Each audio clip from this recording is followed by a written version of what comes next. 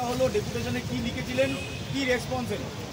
আমি ডেপুটেশন কপিটা আপনাদেরকে পাঠিয়ে দেবো। আমাদের যেটা মূল তিনটে বিষয় ছিল, আপনারা আগেও বলেছি। এক হচ্ছে ওবিসি জটিলতা নিয়ে বর্তমান রাজ্য সরকার যে কৃত্রিম সমস্যার সৃষ্টি করেছে, সেই সমস্যার সমাধানের জন্য এর আগে আমরা বহুবার বিকাশ ভবন অভিযান, এসএসসি অভিযান, অনেক রকম মানে শিক্ষা ভবনের যে সমস্ত দ্বার আছে সেই দ্বার আমরা মানে কড়া নেড়েছিলাম, কিন্তু তারা সাড়া দেয়নি। তারপর আমরা রাজ্যপাল এসেছি। দ্বিতীয় যে বিষয় আছে, যে আমরা জানি জয়েন্ট এন্ট্রান্স, সেই জয়েন্ট এন্ট্রান্স পরীক্ষা হওয়ার পরেও এখনও পর্যন্ত রেজাল্ট বেরোয়নি। তাই যে সমস্ত ছাত্রছাত্রীরা ইঞ্জিনিয়ারিং করবে তাদের ভবিষ্যৎ কী, সেই জন্য আমরা এসেছিলাম। এবং তৃতীয় বিষয়, হঠাৎ করে আমাদের সামনে গত 2-3 দিন আগে একটা নোটিশ রাজ্য সরকারের আবার এসে পড়ে যে এমবিবিএস বিডিএস যে সমস্ত কাউন্সিলিং রাজ্য সরকারে হয়, সেই কাউন্সিলিং মানে প্রক্রিয়া হঠাৎ করে বন্ধ হয়ে গেল। কিসের অজানা কারণে, কি বিষয় না বিষয় কেউ জানে না। আজকে এই জায়গায় দাঁড়িয়ে 25-26 এই সেশনের ছাত্রছাত্রীদের ভবিষ্যৎ ভয়ঙ্কর মানে অন্ধকারের মুখে।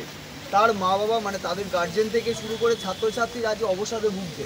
আজকে যদি এই সমস্ত কিছু পরিপ্রেক্ষিতে আজকে ছাত্রছাত্রীরা ভুল কোনো পদক্ষেপ নেয়, তাই মানে তার সম্পূর্ণ দায়ভার মুখ্যমন্ত্রী এবং শিক্ষামন্ত্রীকে নিতে হবে। তাই আমরা রাজ্যপালের কাছে এসেছিলাম, কারণ আমরা জানি যে সমস্ত বিশ্ববিদ্যালয়ে যিনি আচার্য তিনি আমাদের রাজ্যপাল। আমরা রাজ্যপালের দ্বারস্থ হলাম এবং রাজ্যপাল থ্রু আমরা মহামহিম রাষ্ট্রপতির কাছেও আমরা এই নিবেদন করছি, যাতে বাংলার দিকে একটু সুদৃষ্টি দেওয়া হোক এবং এই যে পরিস্থিতি, বাংলার ছাত্রছাত্রীদের যে ভবিষ্যৎ, সেই ভবিষ্যৎ যাতে নষ্ট না হয়ে যায়, তার জন্য দয়া করে আপনারা একটু আপনাদের নজর দেন।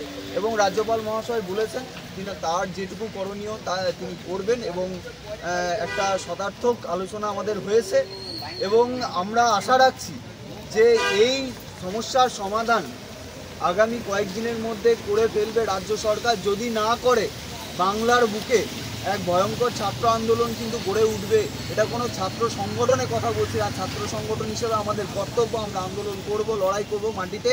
কিন্তু সাথে সাথে বাংলার যে সমস্ত ছাত্রছাত্রীরা আজকে এর জন্য ক্ষতিগ্রস্ত হচ্ছে, তারা কিন্তু রাস্তায় নামবে। সেই দিন মমতার 14 তলাতে গিয়ে সেদিন প্রশ্ন করবে, সেদিন মমতা ব্যানার্জি সেই দিনটার জন্য যেন প্রস্তুত থাকে।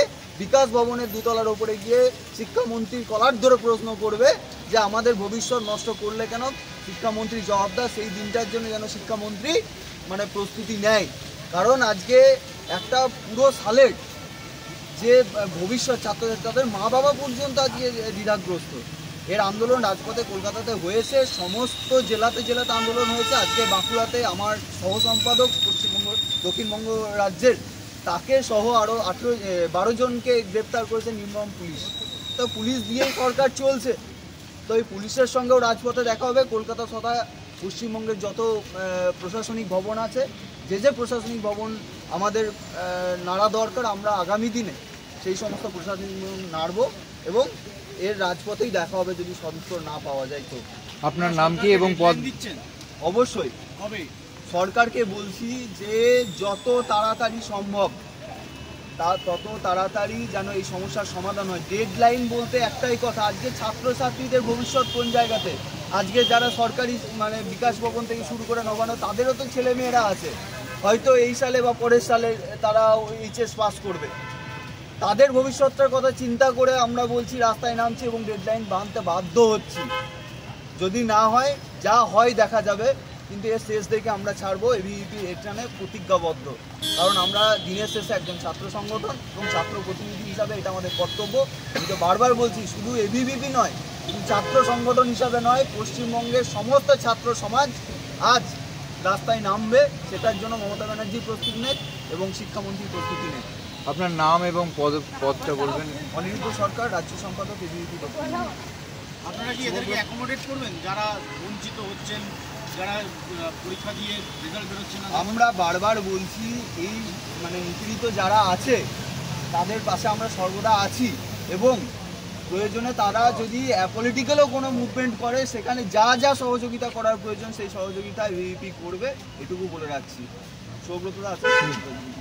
দেখুন, আপনারা অনেকে প্রশ্ন করছেন আমরা রাজভবনে কেন এলাম। আমরা রাজভবনে এই কারণে এলাম, সমস্ত সরকারি প্রশাসনিক ভবন আজকে এবিভিপির জন্য রুদ্ধ হয়ে গেছে। কয়েকদিন আগে আমাদের একটা ডেলিগেশন শান্তিপূর্ণভাবে বিকাশ ভবনে শিক্ষামন্ত্রীর কাছে জবাব চাইতে গিয়েছিল, তার পরিণাম আপনারা দেখতে পেয়েছেন, আমরা চ্যাংদোলা করে তোলা হয়েছে। যে কোনো ধরনের সরকারি প্রশাসনিক ভবন আজকে এবিভিপির জন্য সম্পূর্ণভাবে রুদ্ধ হয়ে গেছে। এবিভিপি আজকে যে সরকারি ভবনে যাচ্ছে সেখানে পুলিশ আমাদেরকে গ্রেপ্তার করছে, আমরা কোনো সরকারি ভবনে পৌঁছতে পারছি না। গণতান্ত্রিক দেশে এই ধরনের নজির আর কোনো ছাত্র সংগঠনের ওপর ভারতবর্ষে নেই। আর একটা বিষয় আমরা স্পষ্ট করে দিতে চাই যে পশ্চিমবঙ্গের সরকার কার্যত অঘোষিত জরুরি অবস্থা এবিভিপি সহ সমস্ত বিরোধী কণ্ঠের ওপর আজকে জারি করেছে। আমাদের কণ্ঠ আজকে রুদ্ধ করার প্রয়াস চলছে। যেখানেই আমরা রাস্তায় নামছি সেখানেই আমরা গ্রেপ্তার হচ্ছি। আর রাজভবনে আমাদের আসার উদ্দেশ্য